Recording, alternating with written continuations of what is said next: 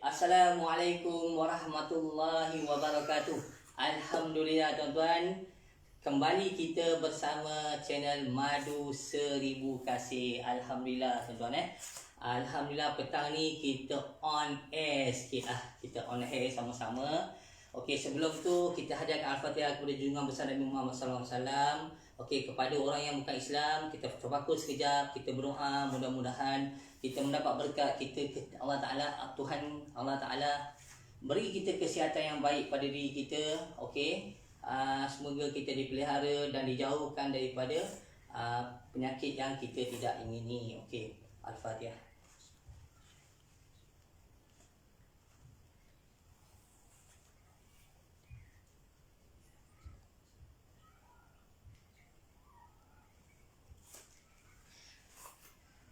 Okey tuan-tuan semua, saya perkenalkan diri saya Azmi bin Abdul Hasim, salah seorang daripada founder Madu Seribu Kasih.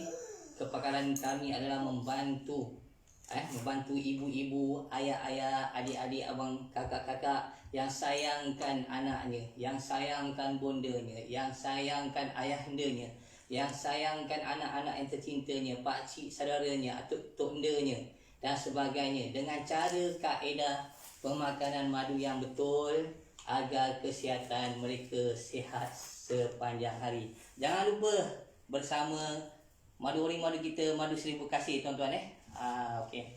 Hari ni saya nak berkongsi beberapa perkara yang saya nak kongsi lah.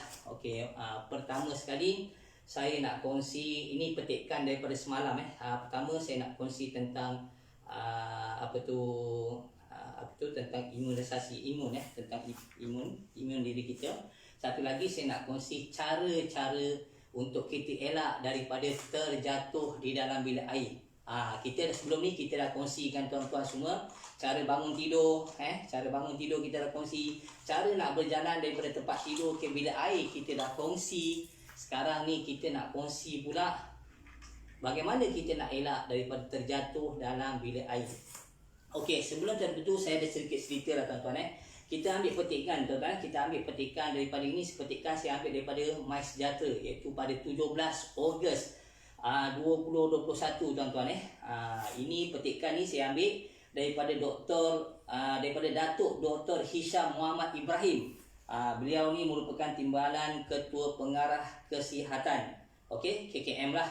Okey, apa kat ni sini beliau kata tuan-tuan? Dia kata yang dinasihatkan untuk kita semua, yang kita boleh pinpoint benda tu, yang kita anggapkan benda tu sangat penting dalam mengawal dan menjaga pada pandemik COVID-19 sekarang ni. Okey, apa beliau kata? Dia kata, walaupun sudah disuntik 2 dos vaksin COVID-19, orang ramai, dia kata, masih perlu memperkuatkan sistem imun dengan mengamalkan gaya hidup yang sihat, meliputi pemakanan, dia kata, okey, yang berkhasiat, pemakanan yang berkhasiat, dia kata, dan aktif melakukan aktiviti fizikal dan pengurusan kesihatan mental yang baik. So ada 3 dia terang kat sini. Pertama, jaga pemakanan kita dengan makanan yang baik, yang berkhasiat. Kedua, aktif dalam melakukan aktiviti fizikal. Dan ketiga, dia kata kat sini, pengurusan mental. Okey, apa yang kita nak ambil kat sini, petikan kat sini, kita nak cerita tuan-tuan semua even kita telah disuntik COVID-19. Memang kalau kita pandang kita dah imun, kita dah diimunisasi, maknanya kita dah benteng diri kita. Tetapi jangan kita ingat kita tak boleh kena COVID. Kita masih lagi boleh kena COVID. Dan yang paling yang kita bimbang, jangan kita rasa kita dah bebas segala-galanya bila kita dah dapat suntikan vaksin. Pasal kita juga boleh jadi pembawa. Pembawa macam mana? Melalui sentuhan. Okey, kita sentuh, and then kita sentuh, kita bawa balik ke rumah, kita peluk ibu bapa kita, kita peluk anak-anak kita. So kita juga adalah boleh jadi ejen walaupun kita dah dapat 2 suntikan. So kita masih lagi perlu jaga dalam norma yang baru tuan-tuan. Okey, saya nak cerita sikit lah Ini pengalaman yang berlaku pada keluarga saya yang ada kena COVID-19. Ini saya nak cerita. Memang kita tak nafikan ini satu benda yang sedikit pengajaran yang perlu kita ambil lah, perlu yang kita boleh pelajari, bahawa bila kita rasa diri kita dah selamat, okey, kita rasa orang lain pun kita anggap dia dah selamat, sedangkan anak-anak kita kan, ada di antara keluarga kita, kawan-kawan kita yang masih lagi tak dapat suntikan. So secara tak langsung kita adalah penyebab kepada mereka. So kita macam mana kita nak jaga mereka? Anak kita yang kita tengok kat sini tuan-tuan, kalau kita pandang anak-anak kita dah selamat tuan-tuan, kita dah dapat vaksin. Isteri kita dah dapat vaksin. Anak kita yang bawah 12 tahun, yang bawah 17 tahun, yang masih lagi belum dapat. Tuan-tuan, mereka ni adalah pewaris kita tuan-tuan. Mereka ni adalah pengganti kita. Mereka ni akan meneruskan menerajui negara. Mereka ni yang paling utama sekali, mereka ni penerus agama kita tuan-tuan. Tuan-tuan, okey, apa yang perlu kita buat? Apa yang perlu kita buat? Mereka ni tidak ada imun, tak ada vaksin buat sama tadi. So cara dia tadi, kata penolong pengarah tadi, dia kata ambil makanan yang berkhasiat. So saya mencadangkan tuan-tuan, satu amalan yang kami amalkan, sebab kami keluarga selalu bergerak dalam perniagaan. Kami ke Kelantan, kami ke Perlis, kami ke Pahang, kan, membawa anak kecil. Kami terpaksa, pasal kami terpaksa meneruskan perniagaan kami, kan. Sedangkan pada ketika itu kami belum dapat apa-apa suntikan sekalipun, kan. So apa yang kami buat untuk menguatkan lagi imunisasi dalam badan kami ialah kami mengamalkan madu 1000 kasih. Alhamdulillah tuan-tuan, alhamdulillah kami amalkan, alhamdulillah, dengan doa, dengan pengharapan kita, semoga Allah Taala lindung, kan, kita alhamdulillah terpelihara tuan-tuan, kita terpelihara, dan kita juga merasa diri kita sihat tuan-tuan. Kita merasa diri kita lebih sihat. Tuan-tuan bayangkan tuan-tuan, saya nak beritahu tuan-tuan, kita sayang ibu kita kan, kita sayang anak-anak kita, kan, kita sayang. So apa yang kita nak bagi dia makan untuk berkhasiat? Adakah dengan kita berbagi makanan instant food ataupun makanan yang biasa mencukupi? Kan, sudah pastinya dia tidak mencukupi. So kita perlu bagi dia makanan yang boleh menambahkan imunisasi dia, imun dalam diri kita, dia bertambah baik. So salah satu banyak makanan-makanan di luar tu yang boleh menjadikan imun dalam badan manusia itu bertambah baik. Salah satu dia yang terbaik, yang Tuhan dah anugerah dah, Tuhan dah bagilah kat kita, ialah madu kelulut tuan. Antaranya adalah madu kelulut. Tuan-tuan boleh amalkan. Tuan-tuan tak belanja banyak untuk kita sayang ibu bapa kita tuan-tuan. Tuan-tuan cuma perlu bagi mereka makan sesudu waktu pagi dan sesudu waktu petang saja tuan-tuan. Tuan-tuan, pengorbanan kita tu sangat kecil tuan-tuan. Kita sayangkan anak kita. Kita nak anak kita ni besok pewaris kita. Kita nak anak kita ni pengganti diri kita dalam menghadapi COVID sekarang.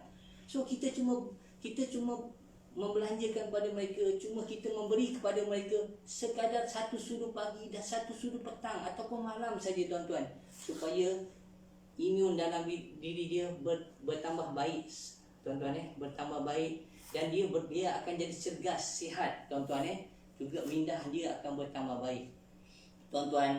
Apalah buat kata orangnya, apalah ada yang pada 2 sudu pagi dan 2 sudu petang berbanding dengan pengorbanan pengorbanan ibu bapa kita yang berkorban kita setiap mata. Kadang-kadang dia bergadai nyawa tuan-tuan, dia bergadai nyawa. Ibu saya merasai benda ni tuan-tuan, di mana ibu saya, bapa saya bergadai nyawa nak membesarkan anak-anaknya. Ibu bapa saya berkorban masa tidak tidur malam. Apalah ada pada satu sudu madu yang kita bagi kat dia setiap hari dengan petang, tidak menyebabkan kita jadi miskin tuan-tuan, tidak menyebabkan kita jadi malahan Allah Ta'ala tambahkan rezeki kita lagi tuan-tuan. Tuan-tuan, kita sayangkan anak kita tuan-tuan, kita nak anak kita belajar dengan baik, bagi mereka tuan-tuan makan dengan benda yang berkhasiat. Okey, itu adalah perkongsian saya bagaimana kita untuk menguatkan imunisasi dalam diri kita secara semula jadi.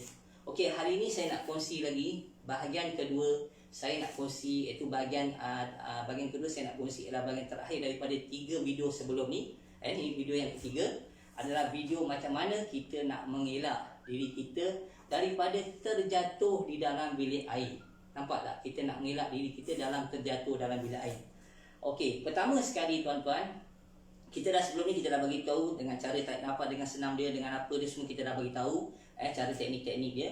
Pertama sekali, pastikan lampu bilik air itu terang, menyala, jangan maklap, jangan sama-sama, jangan macam lampu disko.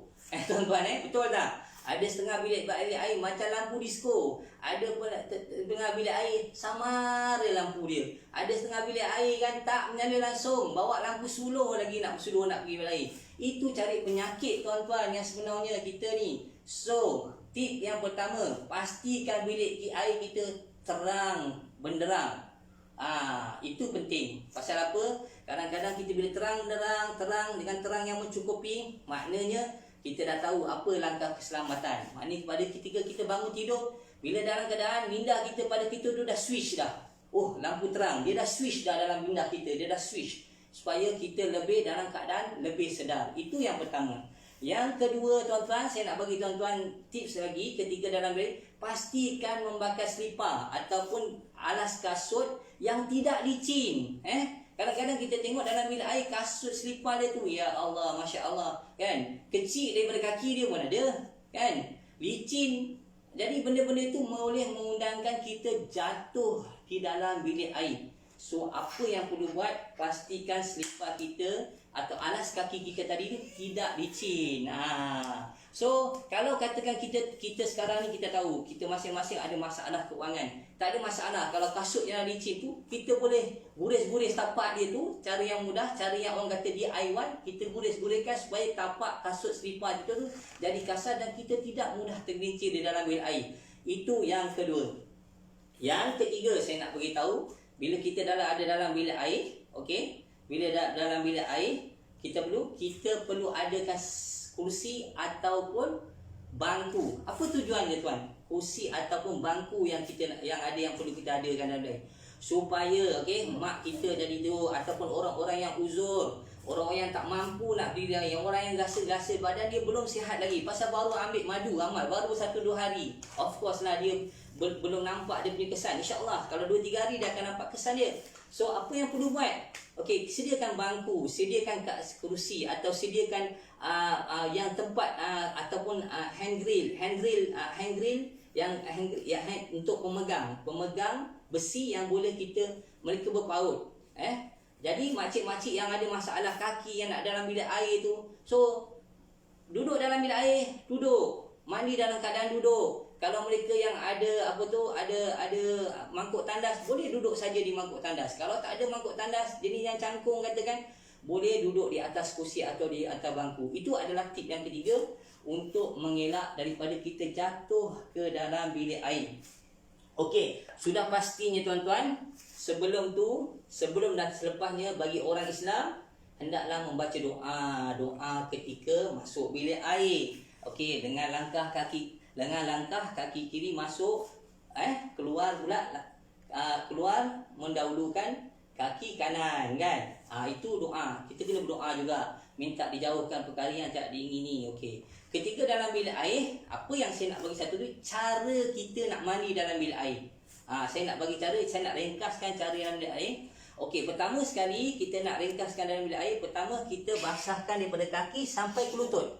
Okey, saya nak tunjuk tuan-tuan ambil air mani daripada kanan bawa ke kiri, basahkan daripada kaki bawa ke lutut. Okey, itu step yang pertama. Yang kedua, bila kita nak mandi, basahkan daripada lutut bawa ke pinggang. Okey, itu step yang kedua. Dan yang ketiga, bawa daripada pinggang kita basahkan, kita basah sampai ke bahu ataupun sampai ke bahu. Okey, stop. Biarkan dalam 5 minit. So 5 minit tu nak buat apa? Kadang-kadang kita nak cepat, nak pergi kerja apa? Kita gosok gigi lah. Kita gosok gigi, kita sabun badan kita dulu apa semua dan sebagainya. Lepas tu kita ulang kali kedua. So ulang yang kali kedua, tujuan dia kenapa? Supaya panas tadi tu keluar. Kita akan rasa tuan-tuan, bila kita dah keluar sampai ke bawah tadi pada yang pertama tadi tu, bila kita dah sampai ke bahu, kita akan rasa panas kita keluar ke kepala. Ini adalah satu cara untuk mengelak kita daripada jatuh di dalam bilik air, okay? Supaya tidak ada urat saraf kita atau saluran peredaran kita ke otak kita tidak stres atau tidak burst, boleh berlaku pendarahan. Jadi kita nak elak kita daripada kita jatuh dalam bilik air. So ulangkan kali yang kedua pula, sama juga, daripada bawah bawa ke lutut, daripada lutut bawa ke pinggang, daripada pinggang bawa ke bahu, dan seterusnya, barulah kita pasangkan kepala. Okey, itu habis untuk cara kita nak mandi, kan? Kita nak elak daripada kita jatuh daripada bilik air. Okey. Lepas tu kita boleh buatlah seterusnya apa aktiviti yang sesuai dalam bilik air. Lepas tu kita akan keluar daripada bilik air. Okey, ini tip yang terakhir. Saya nak beritahulah cara kita nak buang air kecil, tuan-tuan, dalam bilik air. Saya bagi ni pasal saya tersentuh sikit lah. Kadang-kadang kita tengok orang pergi bilik air, kadang-kadang dia tak perasan, dia bilik air kencing dia masih lagi kena pada pakaian dia, dia pakai seluar, dia kena air kencing dia masih lagi ada kena pada pakaian seluar dalam dia, ataupun pada seluar dia, ada pada pakaian dia, yang menyebabkan kadang-kadang dia tak rasa bau air kencing tu atau bau hancing air kencing tu, tapi orang lain masih bau, tuan-tuan, masih boleh bau. So saya nak bagi tip macam mana kita nak jaga. Bagi orang Islam pula, dia kena jaga, dia jaga supaya amal ibadat dia diterima Allah Ta'ala dalam keadaan bersih dan suci. Okey, ini saya nak tunjuk macam mana kita nak buang. Tuan-tuan fokus, tuan-tuan. Kalau kita nak buang air kecil, okey, kaki kiri bawah, kaki kanan atas. Saya ulang balik semula, kaki kiri kita punya ni ke bawah, kaki kanan kita ke atas. Okey, tuan-tuan. Apa yang perlu kita buat lepas kita dah buang air kecil, tuan-tuan? Okey, ini bagi orang yang boleh mencangkung. Sekejap lagi saya terangkan bagi orang yang tak boleh mencangkung pula. Okey, bagi orang yang boleh mencangkung macam ni, kita duduk macam ni. Lepas kita dah buang air kecil, so kita swish kaki kita. Kita swish kaki kita ni dengan menekan. Jadi bila kita menekan ni, air semua sisa-sisa air kecil kita akan terkeluar. Okey, kita tekan macam ni. Okey, buat ulang 2-3 kali. Lepas tu kita dehem, ulang lagi, dehem, ulang lagi. Boleh. Bagi mereka yang tak mampu, nak mencangkung atau dia duduk dalam rumah, kita dengan boleh mengurut ari-ari kita. Okey, urut ari-ari kita bagi wanita. Bagi yang lelaki bolehlah mengurut pada saluran air kencing dia, supaya air kencing tersebut keluar habis daripada badan kita, supaya sisa-sisa air kencing itu tidak kena pada celana kita, ada pada seluar kita, dan tidak mendatangkan bau yang kurang enak. Itu adalah tip sedikit yang saya nak bagi. Mungkin kalau nak tip boleh tanya guru-guru yang lebih arif. Okey, guru-guru, ini adalah tips yang dapat saya kongsikan sedikit petang ni. Mudah-mudahan dia beri manfaat kepada tuan-tuan. Okey, insya-Allah jangan lupa esok saya nak bagi, esok pagi lebih kurang dalam pukul 9 pagi. Okey, 9 pagi, 8.30 ke 9 pagi saya nak bagi tips dengan tuan-tuan bagaimana kita nak buat senaman. Saya nak buat satu senaman untuk dilaksanakan ketika kita bangun tidur. Ini senaman yang sangat ringkas. So ada nama senaman dia, sangat rare. Okey, sangat mudah. InsyaAllah kita jumpa lagi. Jangan lupa amalkan madu 1000 kasih dengan cara kaedah yang betul agar kesihatan tuan sihat sepanjang hari. Dapatkan kami madu ori, madu kita, madu 1000 kasih. Assalamualaikum. Ini